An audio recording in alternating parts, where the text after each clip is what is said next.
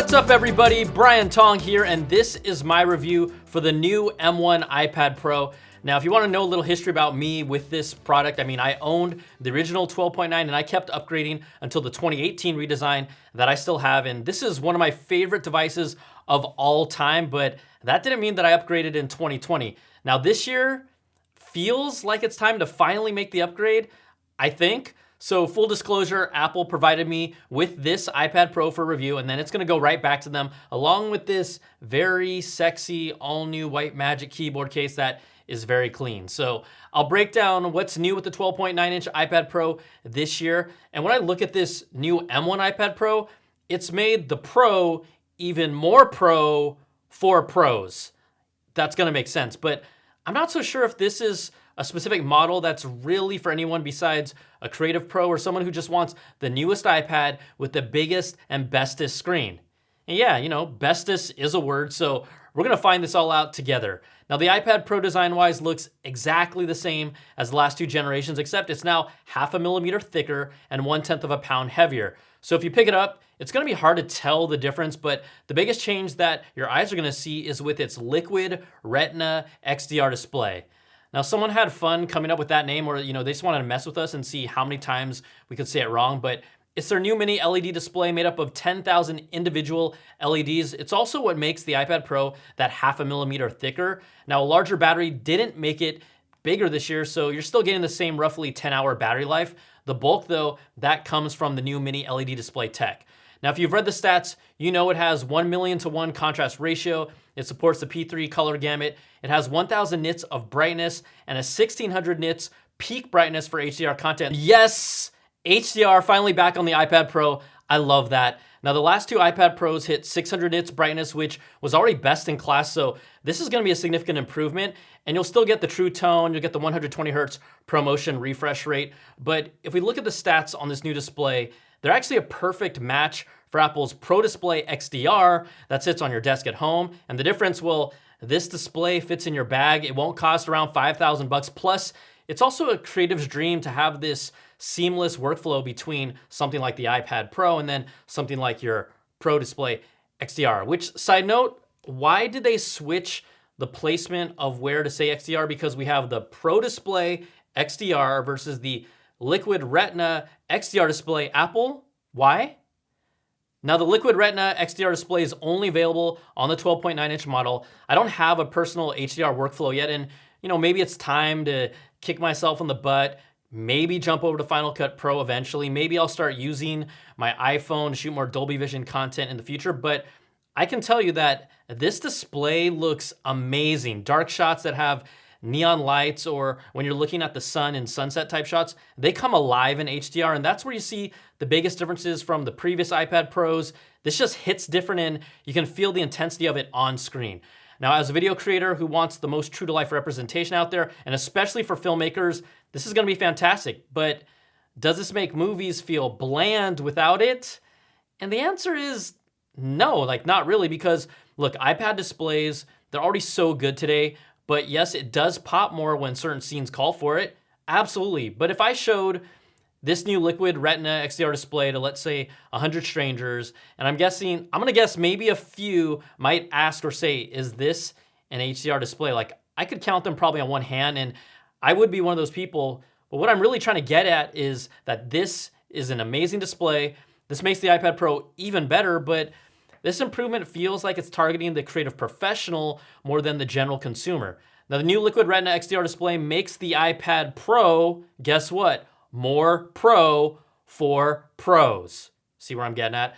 Now, next up, new stuff in here has to be the M1 chip inside that we talk about. Apple's giving us the exact same chip, no compromises, that exist in the new M1 iMac that I recently reviewed, and then the current MacBook Air, MacBook Pro 13-inch, and then Mac Mini. Now, all the benchmarks and tests back up that it pretty much has the same output performance and efficiency on every M1 machine. And as far as we know, this M1 is a beast with over 50% faster performance, having compared it to last year's iPad Pro through Geekbench benchmarks.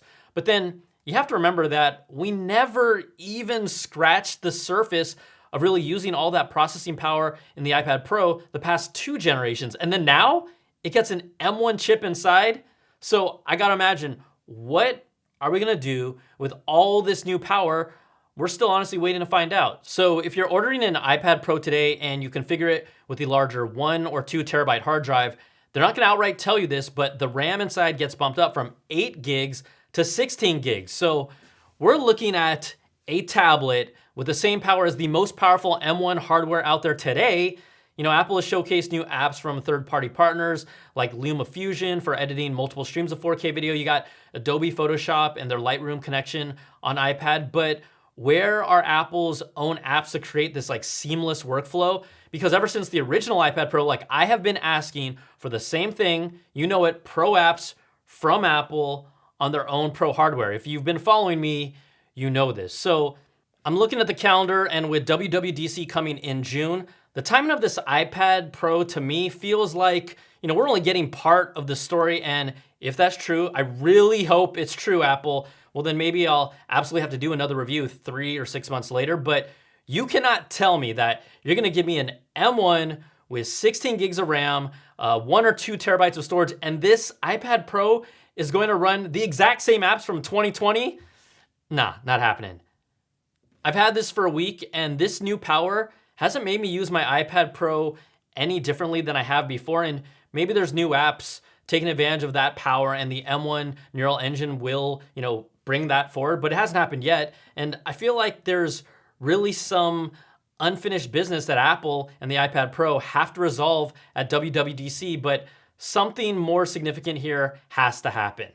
For the general consumer, this is more power than they'll ever need unless you got a significant shift that happens where Apple lets us use the iPad Pro in new and different ways. So I'm sticking with this theme. The iPad Pro just got more Pro for pros with the M1. There's also a new connector on the 12.9-inch iPad Pro. It's a Thunderbolt USB 4 port on the bottom. And look, Apple's not gonna put a port like this on there with the general public in mind, because this allows you to connect faster hard drives, accessories. It has a 40 gigabits per second data throughput, and it also connects to external displays that support DisplayPort. And yes, it can even connect to the Pro Display XDR. You might use it as a creative pro, you might not, but it is hard to see someone like my mom ever using it.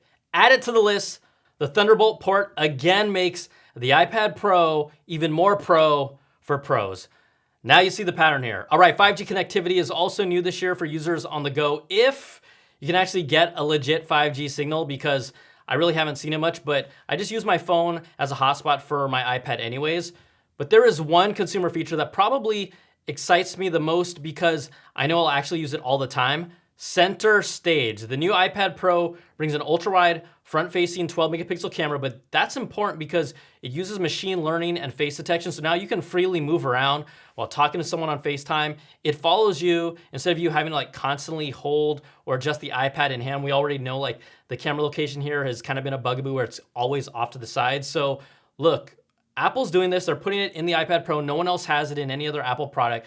I feel like they're gonna see how customers respond to it with the plan on maybe bringing this tech to future Apple products, but I'm not gonna say it's a game changer, but it was one of the features that kind of put me over the top. Knowing that new tech was coming, center stage, I got excited about. So I love it. It comes in handy pretty much every day with every call, and it also works with third-party apps. So this is not just limited to FaceTime calls. You can use it with Zoom and others. Now let's check out the specs here. The iPad Pro provided for this review is loaded with the M1 chip, 1 terabyte of storage, 16 gigs of RAM, and it has the 5G cellular connection. Now, if you customize this online, you would get a final total of $1,999 to configure this same model. The base model for the iPad Pro 12.9-inch starts at $1,099, and then the 11-inch model without the Liquid Retina XDR display starts at $799. You also have the Apple Pencil 2.